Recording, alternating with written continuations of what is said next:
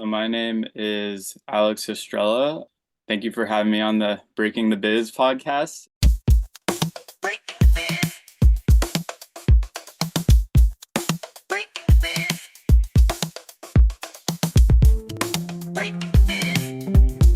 Stay tuned for today's episode of Breaking the Biz, an informative podcast where we dive into the world of entertainment by interviewing seasoned professionals who have made their mark in the industry. Gain invaluable insights as they share their personal journeys, offering advice on navigating the dynamic landscape of the entertainment industry.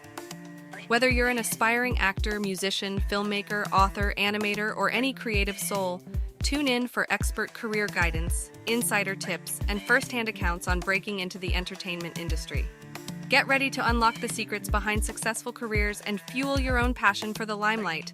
Please remember to like this video and to subscribe to our channels for more great conversations. Greetings from Breaking the Biz, brought to you by Yes I Can Unity Through Music and Education. I'm William Felber, your navigator through the intriguing universe of the entertainment industry, as revealed by the visionaries and creators who bring it to life. Stay tuned as we delve into diverse insights from the forefront of entertainment, hearing from pioneers, creators, and agents of change. Prepare for a journey filled with tales of innovation, resilience, and the undying quest for artistic brilliance. Welcome to Breaking the Biz podcast with the Yes I Can crew.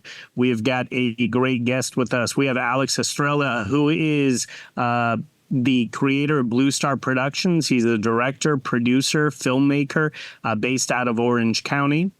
Diagnosed on the autism spectrum at the age of 2.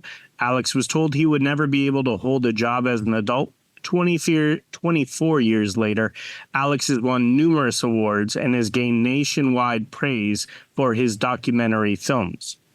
Finding films has helped Alex realize his purpose in life, whereas he struggled in other areas of life due to his disability. Film always remained a constant source of joy and inspiration. His affinity for serving the autism community that helped him achieve success led him to the creation of Blu Star Productions LLC. With Blu Star Productions, Alex hopes to usher in a new age of original content through empowering those gifted with a disability. Blu Star Productions serves to give a voice to artists across the disability spectrum. In creating unique opportunities for creators, our exceptional artist, Blu Star Productions, will foster content unlike anything seen before. From screenplays to feature-length documentaries, the community of creators will thrive in showcasing their unique perspectives on the world through their own lens. They aim to continue to build a catalog of work that stretches the boundaries. By utilizing resources to support their network of gifted creators, audiences will be spellbound by the artistry found in Blu Star portfolio. Above everything else, they are committed to providing a safe and a welcoming space for disabled artists to collaborate and learn from each other. Regardless of race, gender, and religion, they are united through the belief that accessibility takes center stage. Moreover, they hope that their community develop lifelong connections by being part of Blu Star Production family. Having harmony among artists who don't fit into any box makes the possibilities endless. I mean, what a perfect guest to have on the show.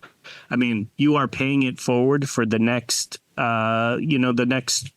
group of disabled creatives and giving them a platform. So many times I hear, I don't know where to put my stuff or how do I get my start? And the fact that you were 2 and at that point, the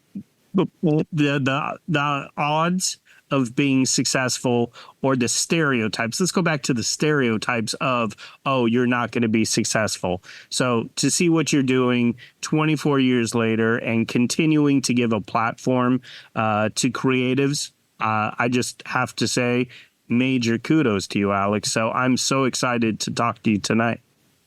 Thank you. Yeah, thank you for the wonderful intro. I feel like very honored, humbled. Appreciate it, man. Awesome. I love it. So I want to talk. When you were a kid, what was like the dream job? Was it an actor? Was it like, I want to be Steven Spielberg? Where did the love of film come from? Yeah. So I remember actually like in my fifth grade yearbook, I wrote that I wanted to be a writer. You know, everyone had their like dream goals, dream careers, and like I wanted to be a writer, and I did. I remember like through like third and fifth grade, kind of like writing. I was really into World War II at the time, so I was like writing this book, this World War II book that never materialized, rather. But yeah, that's where, you know, I've always had a creative brain. I remember when I was doing ABA therapy when I was a kid, like I would always, arts and crafts was like my favorite part, you know, and building things that didn't even exist, you know, and like lining up, you know, I'm really into trains as well. It was when I was 3, I still am at 28. And like lining up trains in different formations and also just like, you know, creatively like thinking like, oh, this would be a route to like Delaware or something like that.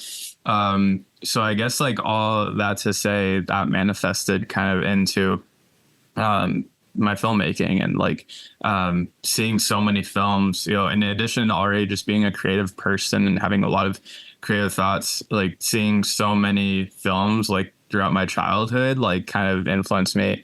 You know, when I got to college, I didn't know what I was going to do. I was undecided. And I was just like, oh, wait a second. I think it's kind of like just like, you know, this like thing that's so obvious, but you don't like, you know, see it at first. So that's where I started, you know, then I was like, okay, I'm going to just go from being a spectator to actually like making these things. And from there, yeah, it just kind of blossomed, you know. I love it. So I want to give me 3 movies that inspired you. The 3 that you're like, okay, I want to do this. Oh man, I mean, it's an obvious answer. Well, so I guess like my first one that comes to mind is The Godfather. Like you know, it's so funny in the Barbie movie how they're like, oh yeah, like, you know, talk about like the Godfather scene as like, it's so accurate. But like it really did. I mean, my Italian heritage, like I think played a part in that too. But I just remember seeing that movie probably younger than I was supposed to and being like floored in a great way of like how like Francis Ford Coppola did that film.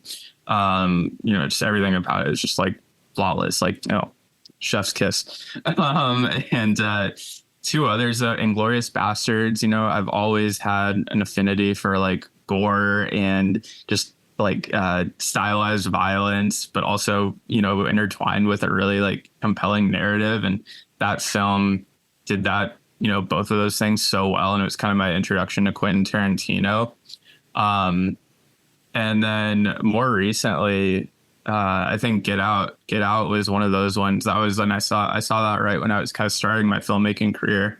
And I was like, holy crap. Like, you know, I was like 21 at that point and I had seen so many amazing movies, but I feel like Get Out just kind of turned the horror genre on its head, if you will. And it just kind of like forged its own genre and what Jordan Peele did, you know, kind of like proving everyone wrong that you can go from like comedy into like making horror and really, really sophisticated horror film, like on a budget.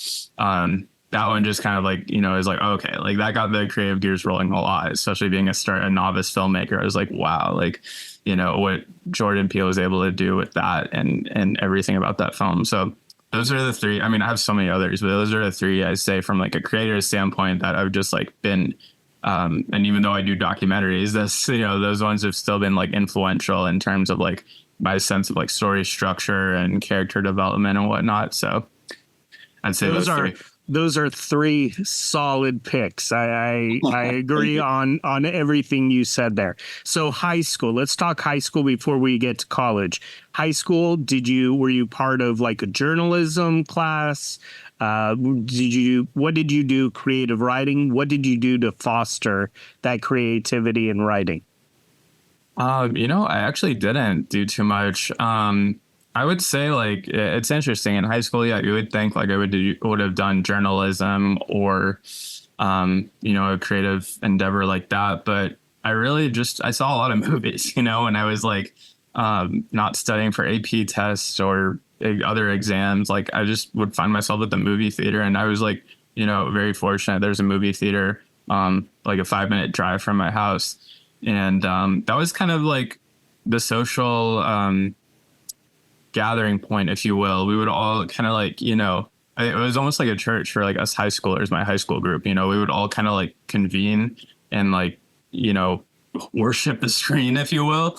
And that was, yeah. So it wasn't really any classes directly. I mean, I did take a photography class, but I'll be frank, like that one didn't, that didn't give me the same inspiration as like, the movies I saw throughout high school. And, I think even some of the movies I like mentioned, weren't during that high school period, but there were still like a lot of quality movies like Argo, Lincoln that I saw during high school, which I think, also provided like a lot of inspiration too. There was, through that, I went to high school like 2010 through 2014. There's some amazing films that came out during that time.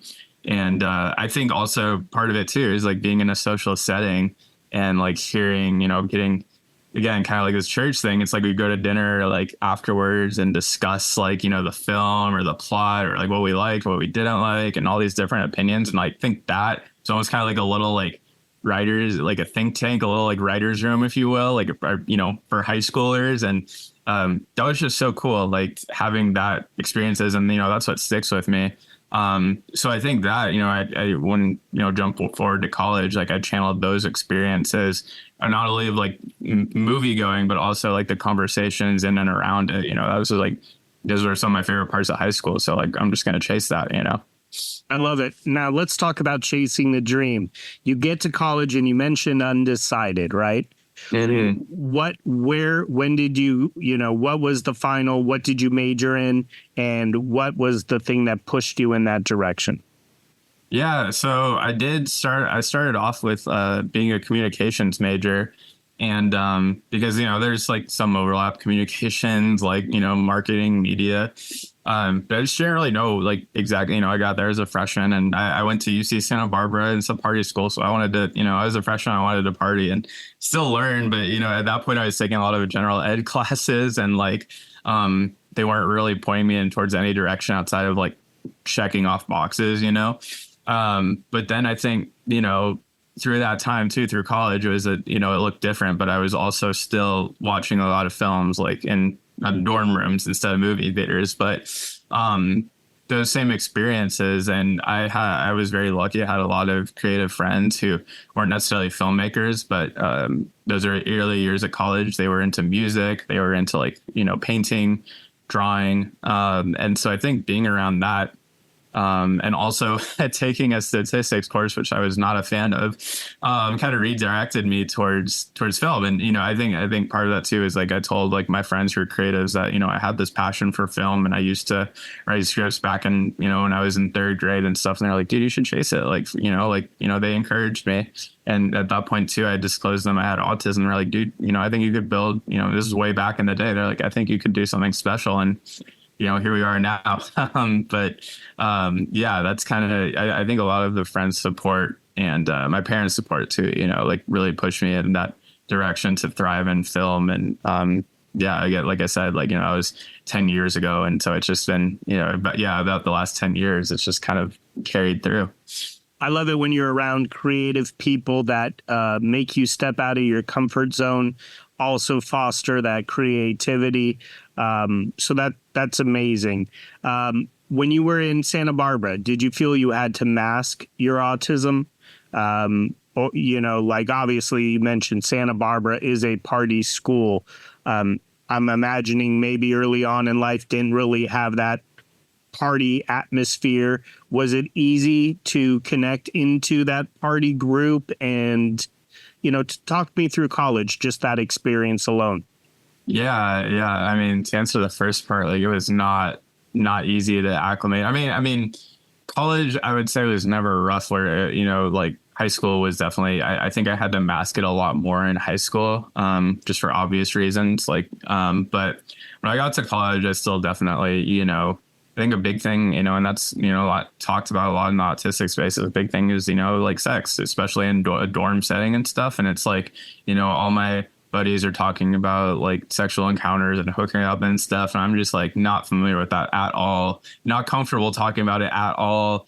And, being in settings where it's like, oh, dude, you gotta make a move. And it's just like, no, I can't, and then so, but like at the same time, like masking that, like being, people, these guys who are like kind of encouraging me, like they don't know that I'm autistic and that I've had like this kind of social anxiety throughout my life. And I've never been like good at talking to, I've never been a ladies man. I still am not.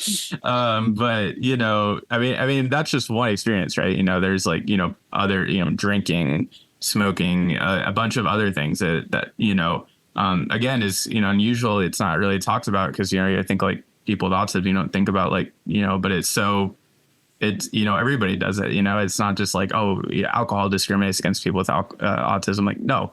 But it put me in like kind of social, predicaments sometimes where I was like, yes, I don't want to like kill the vibe or, kill the mood or whatever, but I also want to, be wary of my own boundaries and not, not get too far out of my comfort zone. So, but I mean, that's the negative. And that honestly didn't last very long because it took me about not even a year really, where I found my group and I found I was able to like disclose them, which I never did to any of my friends in high school. It was only in college where I felt, more comfortable at that point, like telling people that I was autistic. And some of them were like, oh, we had our suspicions, like they were like, we were close enough at that point. We were joking about it. And then others were like, oh shit, like, thank you for like revealing that. And so I think consoling in them, confiding in them rather, that like built up. So if there were like scenarios where there were uncomfortable parts, like they knew like, oh, Alex has to step out or whatever. And like, I just found, I've always been in a good way weird, and so a lot of my friends are weird, like, musicians and artists in general, like are weird. And so I think they just embraced, that, like autistic part of me and, but in a good way, didn't even think about it. Like, it's like when I told them like nothing changed. And I was like very skeptical about that. I didn't know if, they were going to treat me differently. And they're like, I think if anything, it made us closer. So that's how I knew it was a right fit. And, it was like, at that point in time, it was the right move. That was like the right thing to do is to tell those people. Yeah.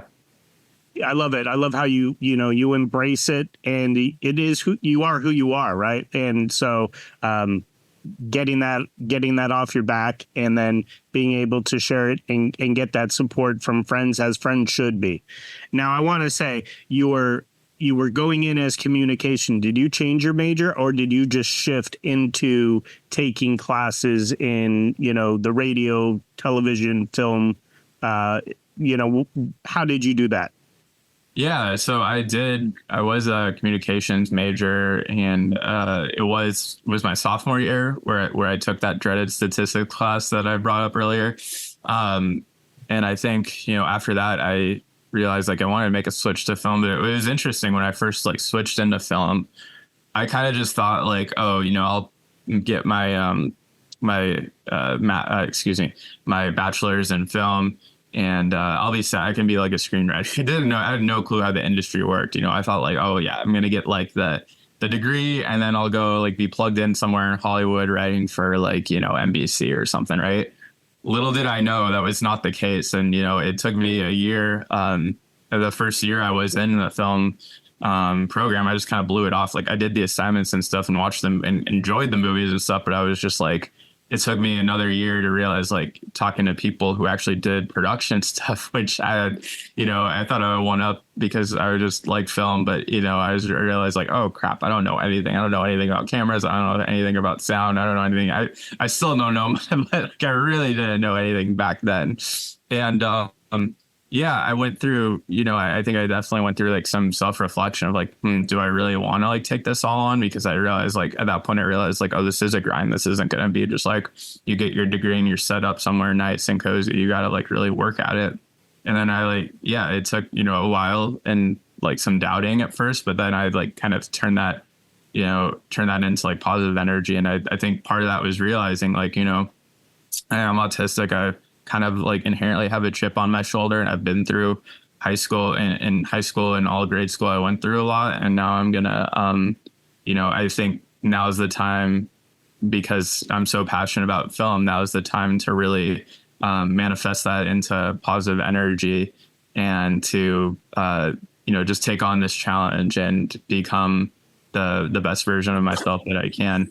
And so it wasn't like a right away thing where it's like, oh man, like film is the coolest thing ever, and I'm just gonna like dive headfirst in this. It took a while, but I think I'm thankful. If I would have dove headfirst into it rather, I think it could have had negative implications later down the line. So like taking some time and kind of having some indecision about it really like helped me like realize like, okay, this is like the trajectory I'm supposed to be on, and I'm committed to improving my craft and building this out and still have.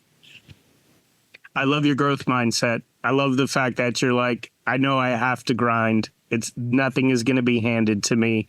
No one goes, oh, you have a disability. Let me, no one's going here, make your movie. You have to work for it. I just love the way you approach that, being resilient and knowing that you were going to have to put in the work. So you graduate college. Do you get an internship? What do you do as soon as you graduate?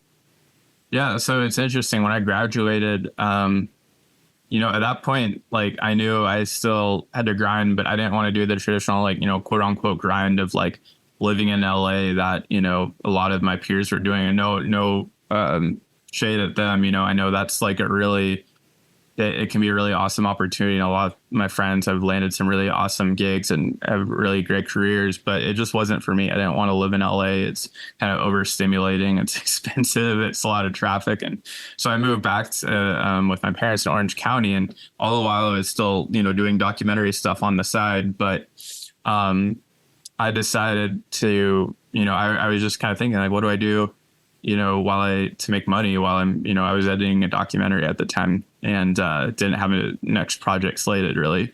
So my mom was like, well, you seem to, I think you'd be really good working with kids, and how you went through ABA, applied behavior analysis therapy yourself as a child. Like, what if you became a therapist at that while you do film on the side? And I was like, okay. So yeah, long story short, I did do that, and it was cool. I was able to balance both. I was able to do film, and I was able to be a registered behavior technician, which kind of, paid the bills more or less. And so fast forward, that's kind of what led me to, I didn't realize I would fall in love with like special education and working with autistic children as much as I did. And I think honestly, especially during COVID, when, there wasn't much to do or go outside really, like there wasn't much freedom, still being able to work with those kids, like, gave me a lot of inspiration for like film ideas, for scripts that, I don't know if I'll ever be made, but like that I was still like, able to write because of like working with these children. It gave me, they're so creative, and it just filled me with happiness. It filled me with like hope, it's like, okay, like this is like just really cool, a really cool experience. So that's what like, those elements like led me to pursue my master's at Vanderbilt University in special education, because I knew I don't like know I've always told myself like I'm never going to stop making films, and it might not be like the breadwinner or like the thing that makes me a full crap load of money, even, and especially in documentaries, but I'm never going to stop doing it. But I also to remain afloat, and something I'm also passionate about is working with kids, with autism like myself. So, a lot of people were like, yeah, but what, it makes more sense if you want to be a filmmaker to do, a film like, MFA at Chapman or whatever. And I was just like, no, I think, I've always, since graduating college and stuff, I'm kind of like, not that I obviously love feedback and stuff, but I'm very like, I stick to my plan, if I like stick to my guns, if you will. And so I did. And I think, going through that process at Vanderbilt, only, again, it enhanced like my filmmaking knowledge, and maybe not the most like obvious ways, but it also did a lot for my, journey into the special education universe. And so I'm really thankful, and I think it was meant to be that I went to that program instead of the film program. I love it. I already want to give kudos and a hug to Mom. It's amazing when someone can just be a catalyst and point you in the right direction. It reminds me of my father, who said, you love music and you love education, blend them. And in your case, you were passionate about film, and you were also passionate about changing young individuals' lives, and you blended that. So major good karma to you. I also think it's amazing for young individuals to see someone who is successful, who put in the work like yourself, from ABA to, cruising through high school, to college, to a master's degree. That is a great role model. And for everyone who said, oh, you're not going to do this, they can look at you and go, well, check it out. My mentor here is doing it. So, and how you shared, it opened up ideas for, different things that you want to create later on, or stories you want to focus on. That's absolutely the good karma of changing people's lives. I will tell you, it comes back tenfold. I want to talk about documentaries because I'm the guy who goes through Netflix and just goes and watches documentaries. There is something I love about a real story. I'm curious, on your case, where did the passion and love come with documentaries? Yeah, that's a great question.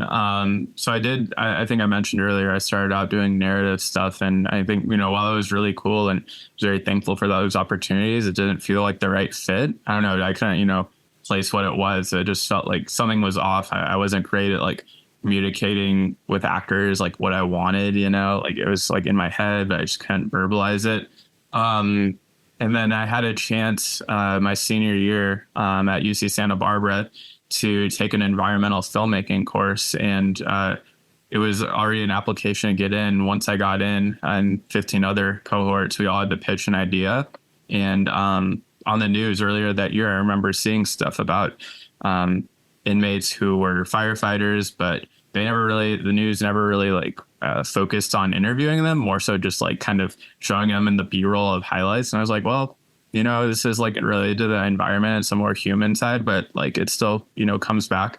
And overwhelmingly, like we all devote and the class like loved the idea. So we went forward with that project and made it in 3 months. And it was like probably one of the coolest parts of my life, honestly, like thus far. Like not only like the project itself, like the product that we put out, but also like the collaborative process. I met some of my people who are still like going to be lifelong friends. We've been friends since we made it in 2018 and have been kept in touch since, just because it wasn't a shared passion for like, telling the stories of these inmate firefighters, but also like the love of like filmmaking and being, something I think that I achieved on that set and that I carry over in all my sets is trying to create like a relaxed environment, and like so much of Hollywood. And again, I know it works and I know it's great for some people, but for me, the intensity of things can kind of overwhelm me. And so I'm very much like, I like to have a laid back set where we're cracking jokes, or we're like,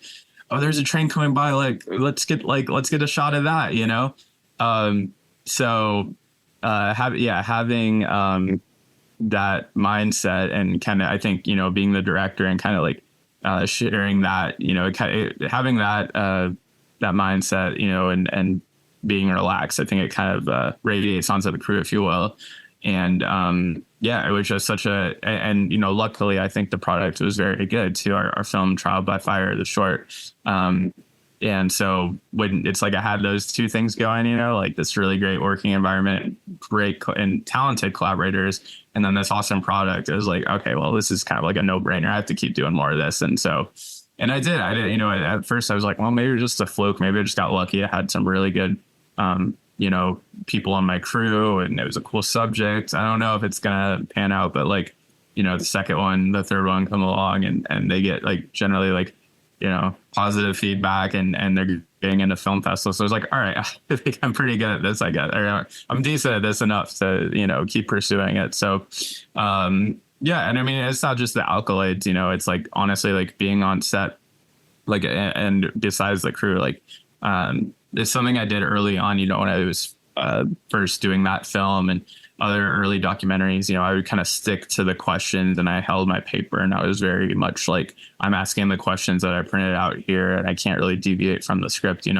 I think it still worked out fine. But something I've embraced a lot more now is like having more kind of like this, having a more like conversational approach. It's like, I'll still print out questions, but, I think it's just led to me being happier. And I think the, content being what I think is better is like just having a more conversational approach when I'm having these interviews. And it's like, it's almost like in some of these interviews, you realize you're looking at your watch like, holy crap, like it's been an hour and a half. We've been talking for an hour and a half. It's the most recent film we're doing, which is actually a feature length of the short Trial by Fire. It's like, it's, been the case for several of the interviews where I'm just like, I'm just like, having a conversation. I'm latching on to like things that they're saying and asking follow-up questions. And then I will lead. And it's kind of cool because, I look at my question sheet at the end of it and I'm like, oh, we just covered this. It was just a lot more natural than me like going back to this piece of paper. It's like we ended up coming full circle with it.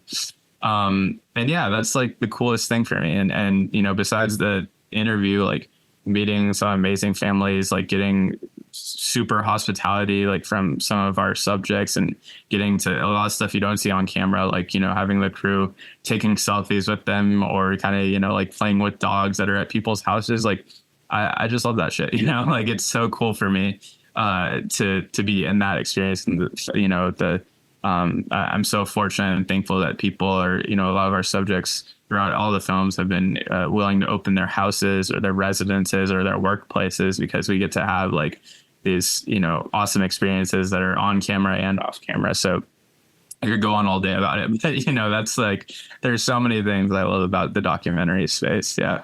I love how you're just so humble. You're like, I'm kind of good at it. You're obviously you've got a gift in telling a story, and I love that you pitched that idea. I think it is a phenomenal, fascinating idea, and they are heroes who are probably not considered heroes, when they're in prison. And I'm sure they all have stories, and you dive into that. The fact that you also talked about just kind of creating a safe space and a relaxed, having a director who doesn't take themselves doesn't have an ego, and you're making your crew feel safe and comfortable, but also the people that you're telling the story about have to feel comfortable talking to you. And that's when you really get people to share their inner thoughts and it's authentic. And so I love that. So you create that. You starts winning awards. What's the next documentary you make after that? Yeah, so it was actually related to it was about a inmate dog program up at a prison in San Luis Obispo, and it was actually that's why I love going to film festivals because I realized that there's like stories waiting to happen in addition to meeting like awesome people and getting to talk to the audience who pays to go watch your film that, it's never going to be in a movie theater again. Like that's already an incredible experience in itself, but to have like, so it was a lady actually who came up to me when our first film Trial by Fire was at the San Luis Obispo Film Festival. And she's like, this firefighting program is like incredible. And the fact that you made a film about it, I just wanted to let you know, I have a buddy named Mike, and he was a former inmate, and he helps run this dog program here at our California men's colony in San Luis Obispo. You guys should get in touch, and I don't know if anything will come out of it, but, please get in contact. And so we did, and that's what led to my second film, like Underdogs, is we, just meeting Mike and getting access to that story and that opportunity. And it was all kind of fostered by this like film festival connection, so I try to, I'm very, anytime I get into a festival, I try to make it out. I'm like, obviously like grateful.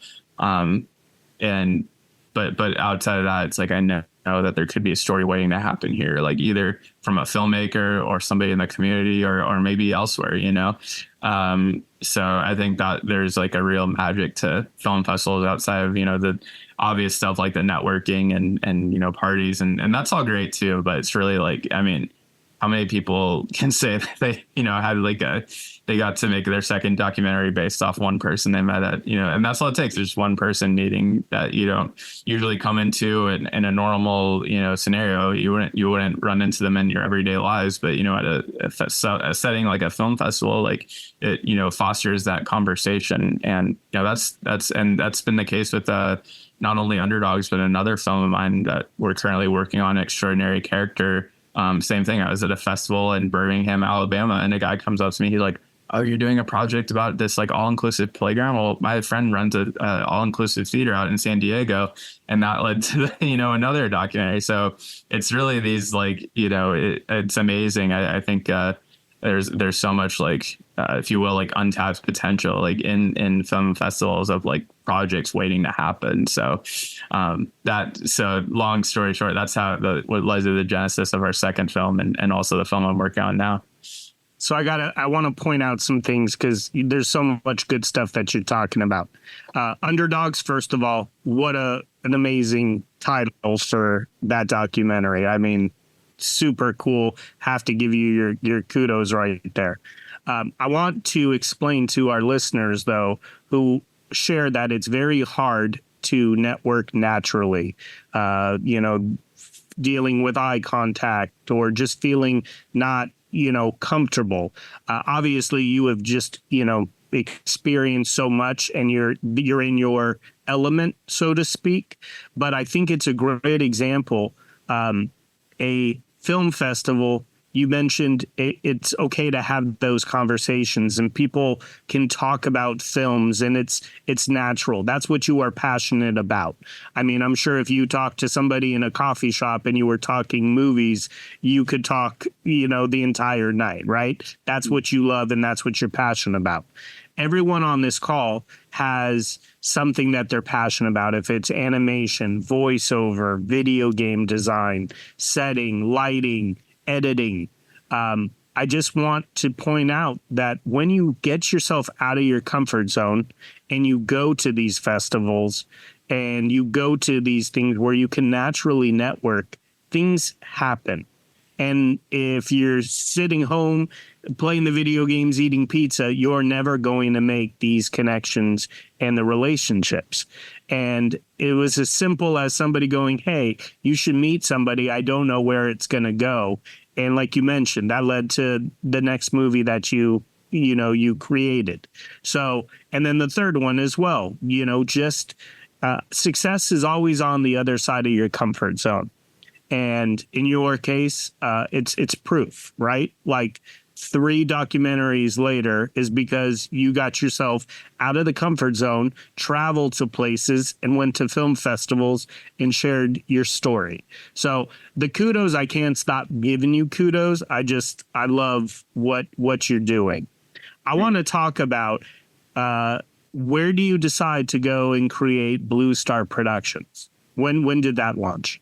Yeah. So, all along, like, I guess when I first started, even when I made my first film, Trial by Fire, I always had this idea of like wanting to do something more, or if I did have a production company, like wanting it to be something more than just like my own films, because I mean, it's awesome that there's so many production companies where it's just like, we have to have an LLC so we can get like, tax incentives or write-offs or whatever. Like, but it's like, there's not really any like greater ambitions outside of like just, producing your own work. And I was like, it was actually, again, it's a thing I'm so thankful for going to Vanderbilt for, is because I was working, it was after my first year of the special education program.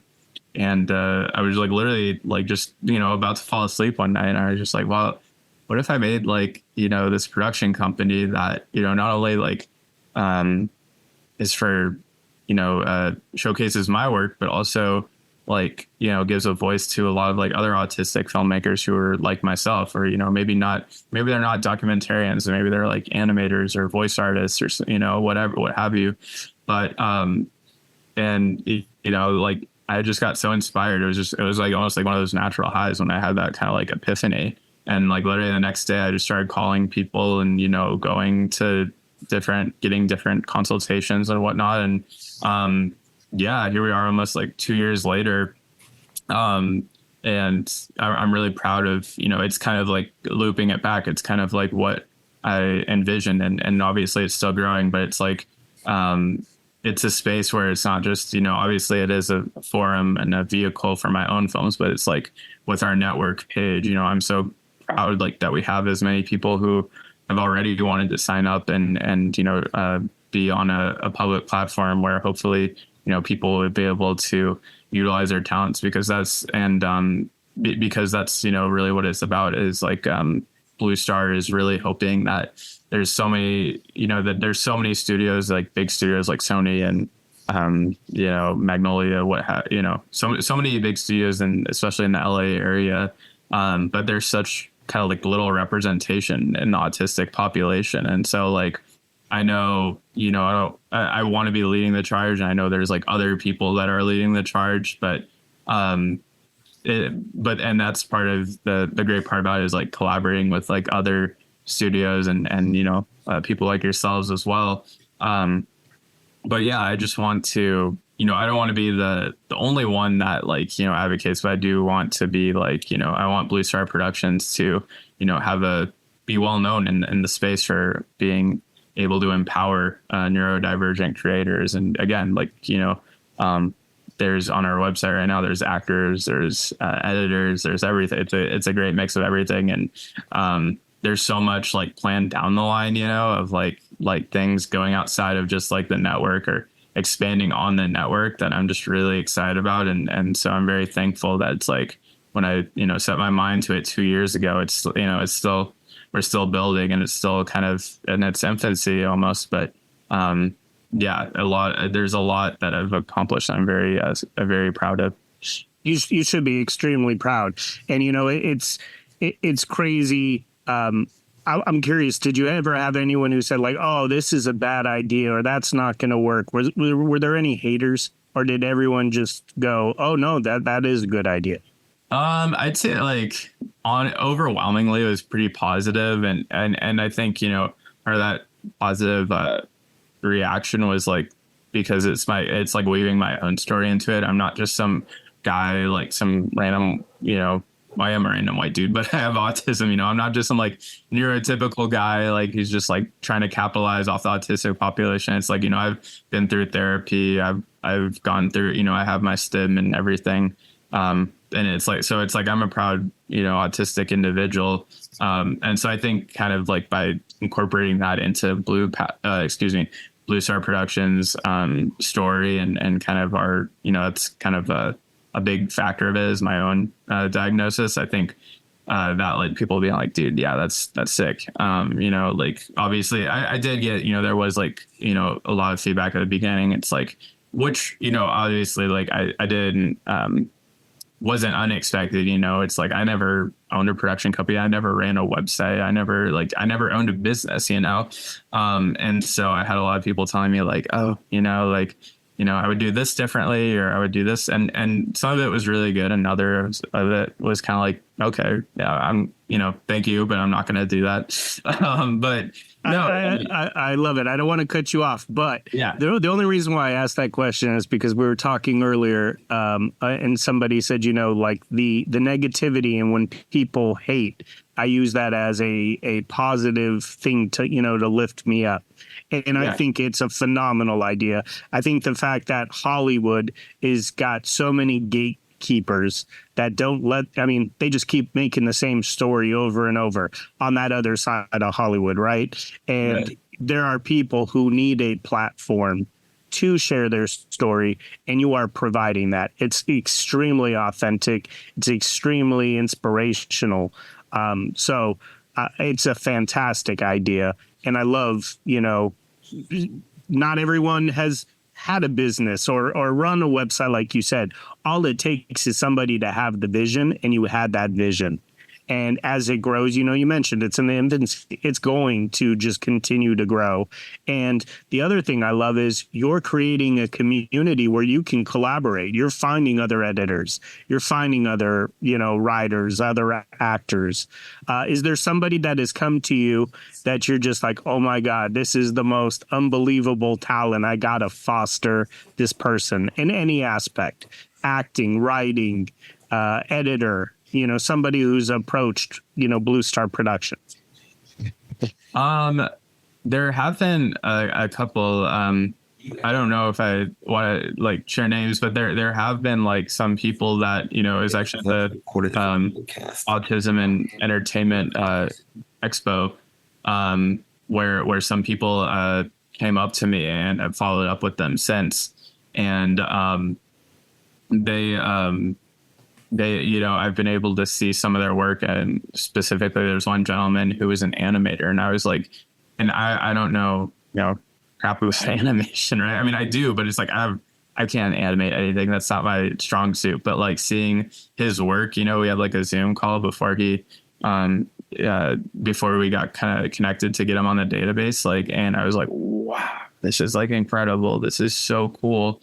And yeah, it just blew me away. And like how passionate he was, I could just tell, like, even without like, like there were moments where like he wasn't even talking, but I could just see like, the passion in his eyes, as cliche as that is. But I was just like, dude, like this is your calling. Like I can tell. And like, yeah, I'm not like an animator, but like just being able to hopefully, by putting him on our network and hopefully getting him the opportunities to shine as he should, because he's so damn talented. And that's only one example. There's like, I met another gentleman who was a screenwriter and shared like a piece of his script. And I was like, oh, this is so, in a great way, this is so goofy. This is so off the walls, and it's like, again, I think it's something, it's like a superpower almost, because I think, in my own life too, there's like a lot of, I'm creative in a way that I think kind of gives me an edge because of my autism, and I think like when I saw this gentleman's script and I saw this other gentleman's animation, and it's like,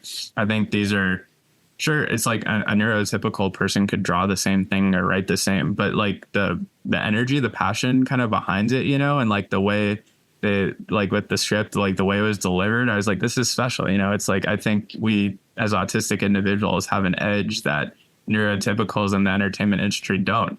And it's something, again, that just needs to be recognized on a greater level. And I think will be. And, hopefully Blu Star Productions, we're part of that wave. I think real knows real, that expression, right? Like passion can see where someone's passion, talent can see real natural talent as well.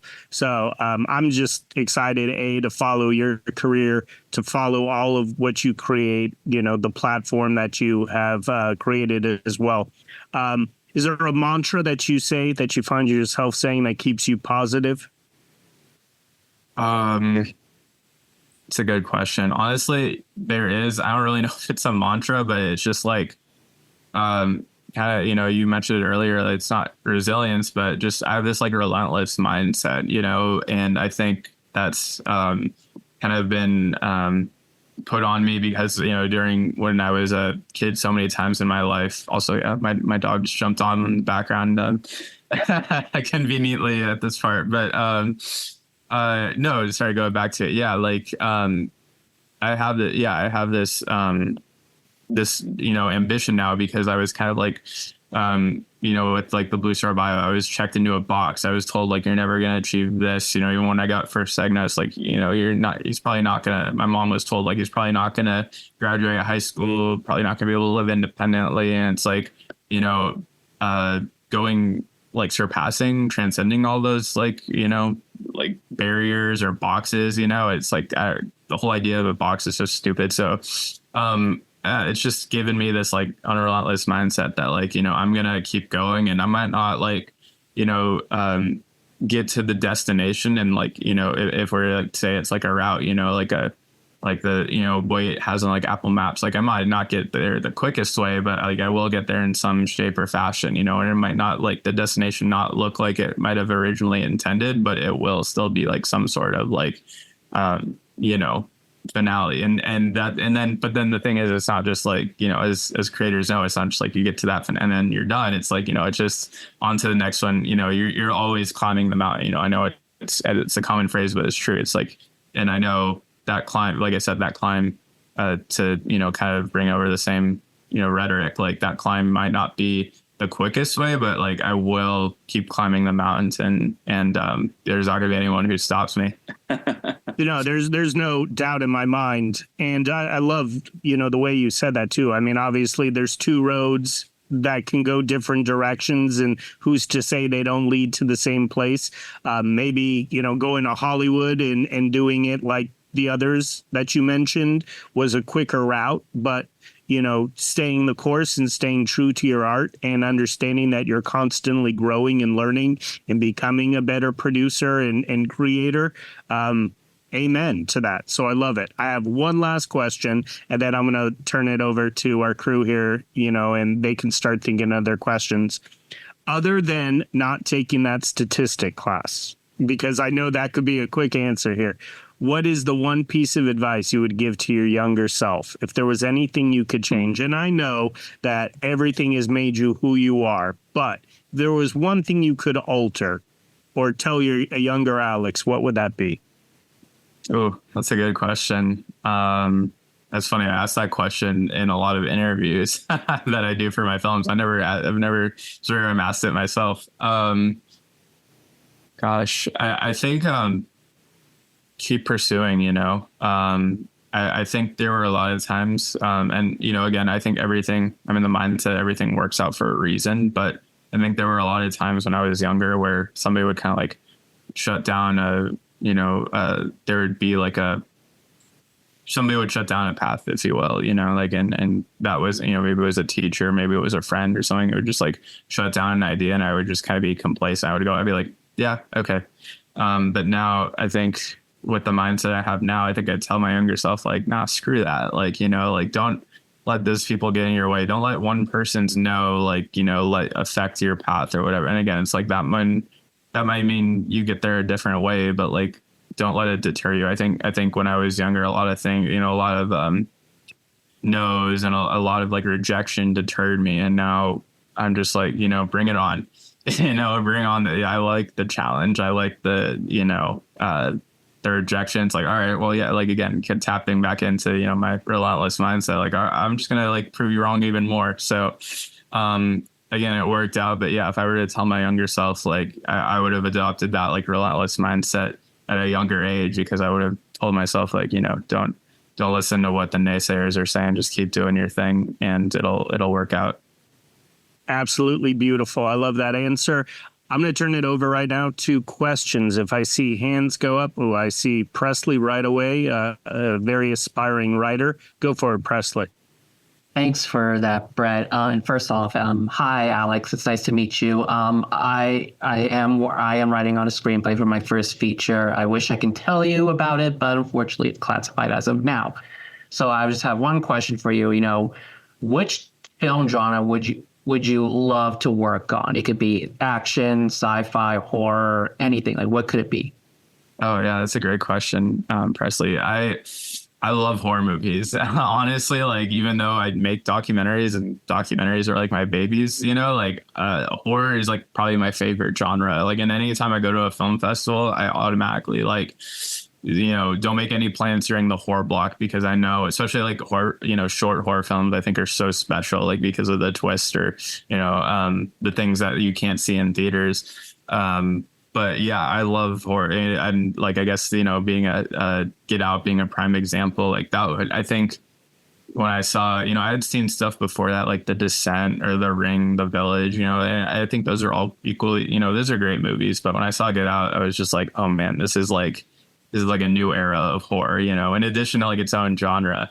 But after that, I was like, I think there's been subsequent movies with Ari Aster and Robert Eggers, who have brought on these amazingly intellectual horror films. And yeah, I'm just captivated by that. And I think in a way it kind of influenced, again, it's not, a horror movie doesn't represent a documentary at all, but I think, there's structure and there's production design, there's elements of it that I'm inspired to incorporate into my own work, even if it's not direct. So yeah, that would be my answer. I'm a horror geek for sure. Love it. Great question. I love that, Presley. Josh, go ahead and ask your question. Hi. Regarding your documentaries, how do you choose a subject for documentaries? That's another great question. So sometimes it will be, I mentioned earlier, at that film festival, it'll, somebody will come up to me and tell me oh, hey, I know this person or this program, and I think you should check it out. So it's pretty easy from there. I just kind of already have a point of contact. Other times, like for one that I did while I was in Nashville at Vanderbilt, it was my master's thesis project. I was like watching the news, and it was talking about this all-inclusive playground. And I was like, that looks sick. Like, I want to get in contact, with the person who kind of spearheaded it. And I did. I like just traced the sources from that news article, and a couple emails later got in contact with the Karen, who's the protagonist of our film Free Play, who spearheaded the creation of the park. So yeah, it's a mixture, and I'd say honestly it's been a mixture of both. It's sometimes like I'll see something and the same thing with Trial by Fire, I saw in the news, right? Like it's something I'll see in the news or I'll read in a magazine or a journal. And other times it's like, what I was talking about earlier, like I'll be at a film festival and somebody will come up to me with an idea and I'll be like, and I'll run with it, or, they'll put me in contact with the person. So yeah, it's those, I don't really get the thing. There's like components of films that will like come to me like when I'm in the shower, when I'm falling asleep, but there's not often like, I'm not one of those people where I'll be in a shower, like, doing something, like meditating, and it'll come to me. It's more so like, it has to be like, it'll be like more direct, Perfect. Great question, Josh. Alex, I have to just say it again. You are an inspiration. You are a pioneer. You are changing the course of people's lives, giving them a platform in your documentaries and in what you're doing with Blu Star Productions. Like I mentioned earlier, we are going to follow you. We have some projects coming up that I cannot wait to share with you and get you involved in as well. I'm so glad I reached out. Your story, like I said, is amazing, and it's honest, and you're very humble for such a talented individual. I wish you continued success, good health, and continue to be that resilient individual who just keeps going, because success, you've already tasted it, but you've got a lot more coming to you as well. So what an amazing evening, and I think we're all blessed to have been able to speak with you. So on that note, I want to say goodbye to everyone. Have a good evening. As we conclude another enriching episode, we hope you found inspiration in the stories shared today. Let's take a moment to honor Yes I Can's role in bringing Breaking the Biz to life. Yes I Can's commitment to empowering young people with disabilities through education, advocacy, and mentorship shines brightly, paving paths of opportunity and dialogue. This podcast celebrates the organization's dedication to nurturing talent and facilitating impactful discussions. Breaking the Biz is more than a podcast. It's a part of Yes I Can's broader mission to amplify voices, dismantle barriers, and craft a world that's more inclusive and accessible for everyone. Each episode is a chapter in our shared narrative of progress, education, and empowerment, driven by the spirit of Yes I Can. Thank you for spending your time with us on Breaking the Biz. Continue to challenge the status quo and share stories that resonate. Until our paths cross again, let's keep transforming aspirations into achievements and infuse every endeavor with optimism. Here's to advancing the landscape of the entertainment industry one episode at a time. I'm your host, William Felber. See you next time.